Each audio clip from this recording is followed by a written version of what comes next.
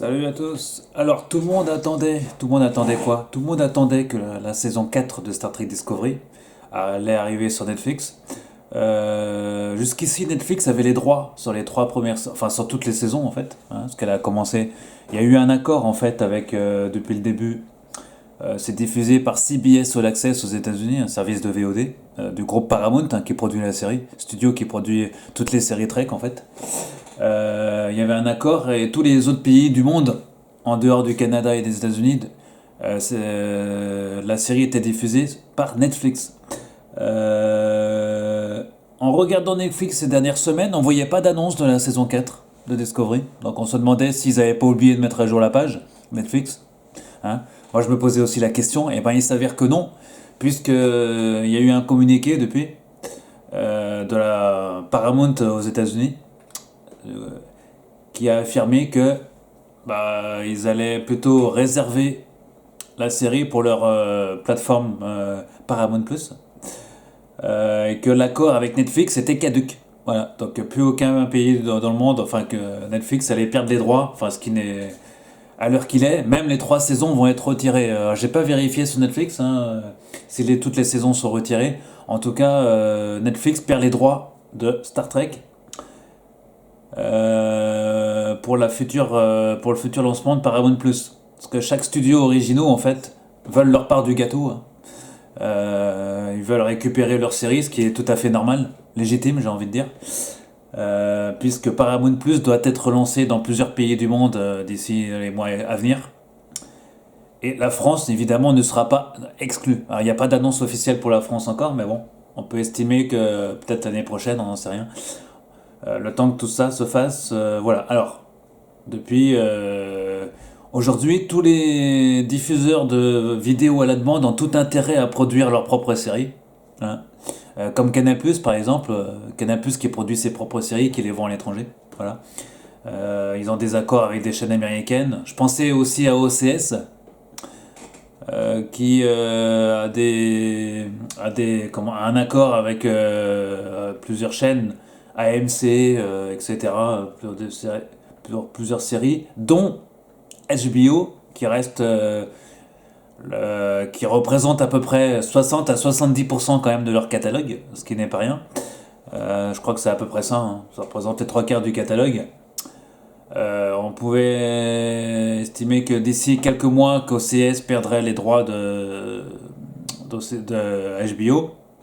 Pour l'instant, c'est pas le cas pour 2021 apparemment, puisque la série spin-off de Game of Thrones, Maison des Dragons, est annoncée sur OCS pour 2020, pour l'année prochaine, ou 23, je sais plus, 2022 ou 23. En tout cas, si OCS doit perdre son accord avec HBO, ce sera pas avant 2023, je pense. Voilà.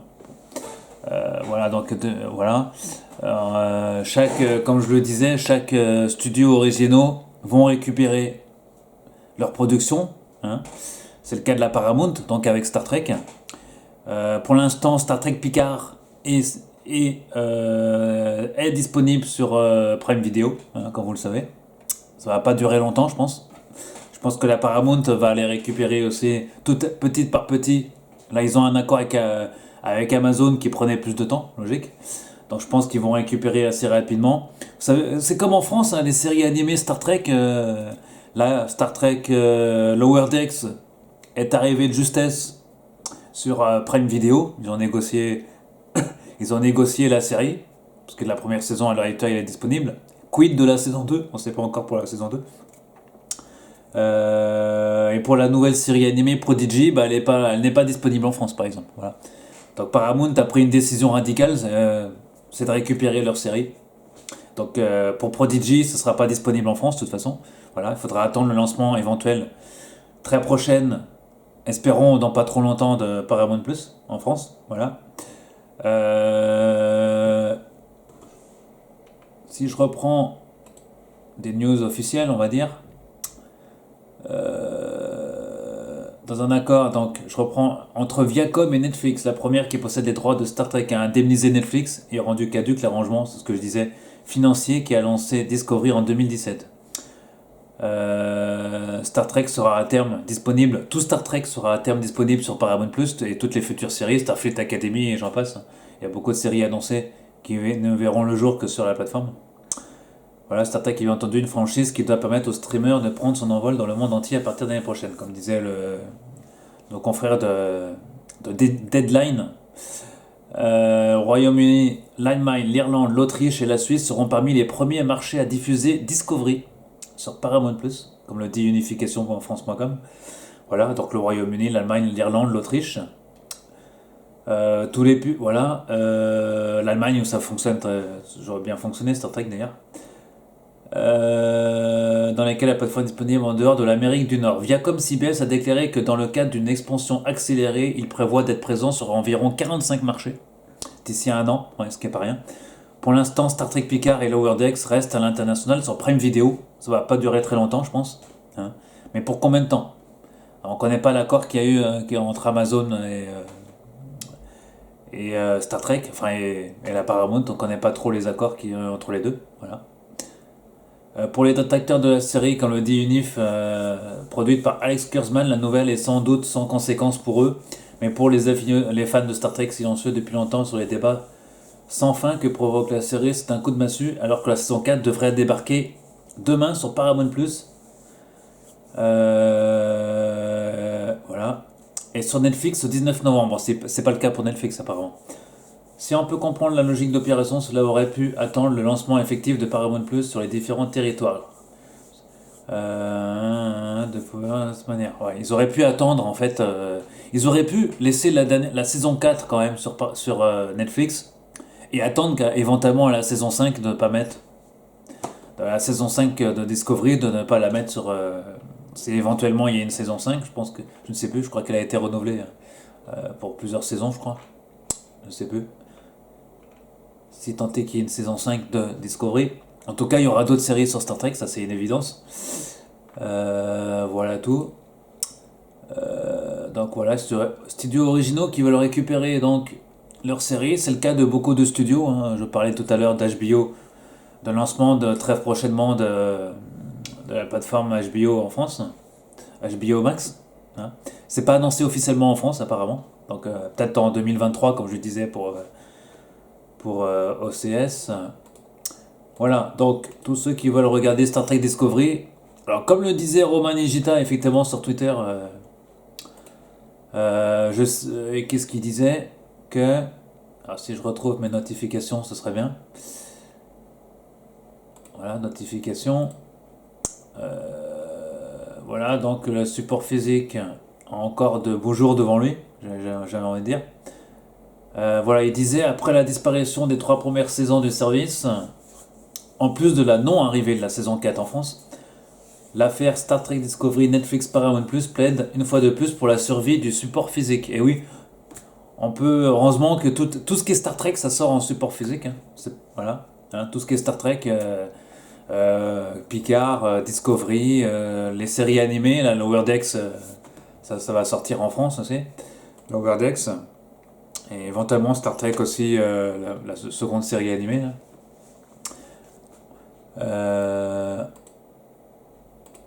Comme je disais, donc, le support physique DVD Blu-ray a encore de beaux jours devant lui. Heureusement que tout Star Trek sort en support physique, ce qui n'est pas le cas de Star Wars par exemple. Ah oui, bah oui, Mandalorian, c'est toujours pas disponible officiellement en Blu-ray ou en DVD, ce qui est dommage parce que jusqu'ici tout Star Wars sortait directement en DVD ou en Blu-ray, et là depuis que Disney a mis la main à la pâte, on va dire, depuis qu'ils ont racheté Lucasfilm, ils veulent privilégier leur système de streaming, ce qui est logique parce que ça fait plus de vues, ça explose le nombre de streaming, donc on comprend Disney, mais bon, c'est pas le peu qu'ils auraient vendu, enfin quoi que Star Wars. De toute façon, Star Wars sortira à un moment donné, Mandalorian ça sortira un jour à un moment donné en Blu-ray, mes amis.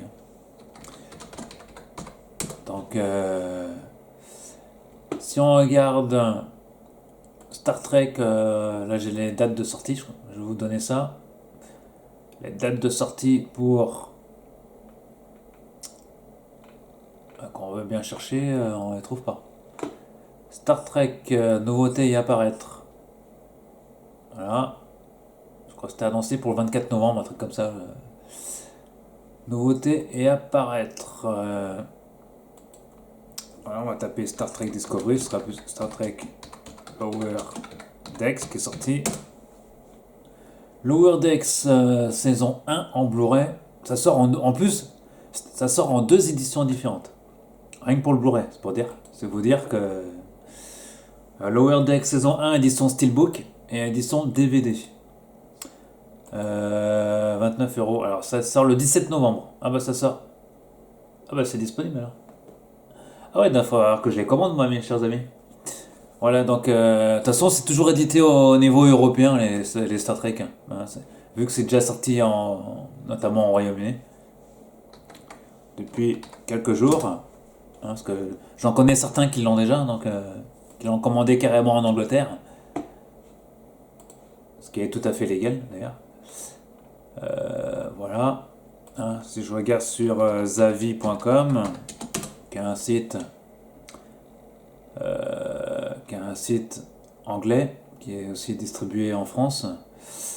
Voilà, Star Trek Discovery, je vois la saison 3, 53 €, c'est pas donné. Ils n'ont pas les prix d'Amazon par contre, hein. En plus, la livraison est plus longue en plus. Bon, alors, Star Trek, ouais, c'est sorti depuis le. Est-ce qu'ils ont la date de sortie? Non, ils n'ont pas la date de sortie. En tous les cas, ça a dû sortir au moins il y a une semaine, je pense, en Angleterre. On va vérifier on va faire plus simple. Royaume-Uni. Voilà, Star Trek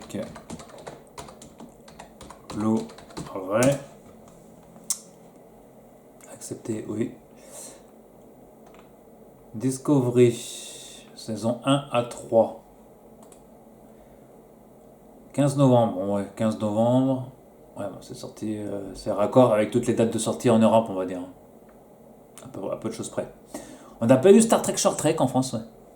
Bon, ils auraient pu le distribuer, sachant qu'ils avaient juste la jaquette et. Ah non, il n'y avait pas de sous-titres français, c'est vrai. Il n'y avait pas de sous-titres français. Bon. Alors que pour les autres saisons, on avait les sous-titres.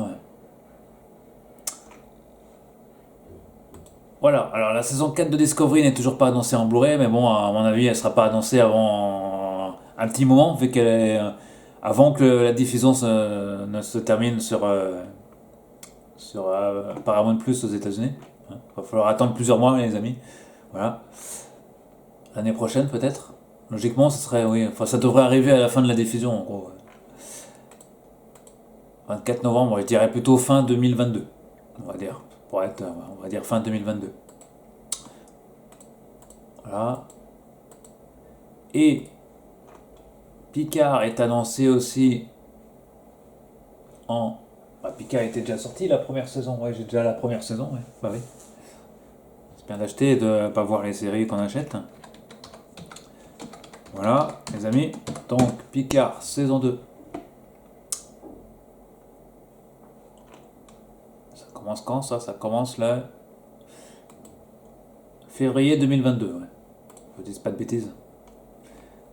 Star Trek Picard, bonne annonce pour la saison 2, la saison 3 confirmée, ouais. La saison 3, ça, on sait que ça a été renouvelé. Et la saison 2, c'est pour février 2022, donc ça arrive dans 3 mois, les amis. Voilà. Donc, on sera pas. Voilà. En plus, ça sera une des meilleures saisons. Il y a Q, tout ça, ça va être super, la saison 2. Février 2022. Et il y aura encore Discovery d'ici là, les amis. Bah oui. Voilà. C'est dommage que Paramount n'a pas fait les choses. Ils auraient pu faire en avance. Alors, on peut pas tout avoir, hein, dans la vie non plus. Donc, il aurait fallu que toutes les séries Star Trek soient d'ores et déjà disponibles directement dans une seule plateforme et non pas dans deux plateformes différentes. Hein. Donc, ils ont compris que travailler avec des gens comme Netflix ou Amazon, il fallait récupérer sa part de gâteau, notamment Paramount. Et Warner, HBO, Universal également, HBO, Warner, HBO, bien évidemment. Voilà les amis, on va faire cette vidéo en ce jour. Donc Star Trek Discovery saison 4, ça sera pas en France sur Netflix. Donc Netflix va perdre des abonnés, je sens. Voilà. On va juste vérifier vite fait sur Netflix justement. Je regarde directement dans l'ordinateur, hein. J'aurais pu regarder dans la télé, mais bon. Mais je vais passer par mon compte dans l'ordinateur, ce sera plus simple. Et ça ira surtout plus vite. Voilà, là j'ouvre Netflix un instant.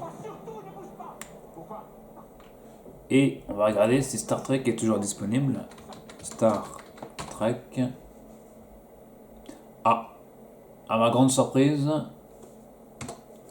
Alors, on a toujours Star Trek classique. Non, pardon, oui, Star Trek classique, ouais. Into the Darkness, enfin les films d'Abrams, hein, vous connaissez, les 3 films. Enterprise, la nouvelle génération.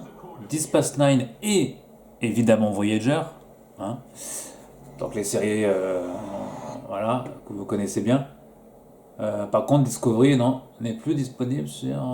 Discovery ne l'est plus, voilà. Discovery. Si je tape Discovery, qu'est-ce qu'il me dit, monsieur FX? Il me renvoie sur les autres séries Trek. Voilà, donc au jour d'aujourd'hui, Discovery a été retiré de Netflix, voilà, tout simplement. Voilà, c'était la news du jour. Retrait de Discovery sur Netflix. Pour l'instant, les autres séries sont toujours disponibles, pas pour très longtemps. De toute façon, moi-même, j'ai déjà tous les DVD de la série, donc enfin DVD Blu-ray pour ce qui est disponible en Blu-ray, à savoir Star Trek classique Remasterized Edition et Star Trek la nouvelle génération Remasterized Edition aussi. Voilà, plus tous les autres films. On va pas faire un sujet sur Star Trek aujourd'hui, mais on va pas retour réexpliquer tout. Voilà, en tout cas, vaut mieux avoir les Blu-ray en plus le prix que ça coûte. L'intégrale de TNG, ça coûte pas très cher, ça coûte 50 ou 60 euros, je crois. Et pareil pour Deep Space Nine, ça coûte pas très cher. Donc, même en Blu-ray, ça veut dire que ça vaut le coup de les récupérer. Voilà, allez, je mets fin à cette vidéo, mes chers amis. Et on se retrouve très prochainement. Ah oui, pour d'autres vidéos. Ah oui, une chose, tant que je termine, j'avais fait une vidéo il n'y a pas très longtemps sur Sanseiya, sur le magazine Otomo. Voilà, on m'a précisé que le dossier Sanseiya traitait que du manga et de la première série, évidemment, comme je le disais, sans s'attarder outre mesure sur les divers spin-offs pour le moment. Donc, comme je le disais dans la vidéo, c'est ce que j'ai dit dans ma vidéo d'ailleurs, que ça s'intéressait à la première série du Club Dorothée qu'on a connue en France. Voilà. Et pas des autres spin-offs pour le moment. Peut-être qu'ils vont... On connaît pas encore la suite de dossier, donc on sait pas. Ils vont peut-être parler des éventuels spin-offs dans le ou les prochains numéros, puisque ce sujet fera au moins 2 numéros, comme je le disais dans ma dernière vidéo. Voilà. Ça c'était sur Twitter, parce qu'on partage aussi sur Twitter. Il faut bien qu'on partage nos vidéos un peu partout. Voilà. Qui a été très liké d'ailleurs. Merci à vous d'avoir vidéo grâce à Twitter notamment. Voilà. Et c'est tout pour aujourd'hui. Allez, ciao et on se retrouve très prochainement, les amis.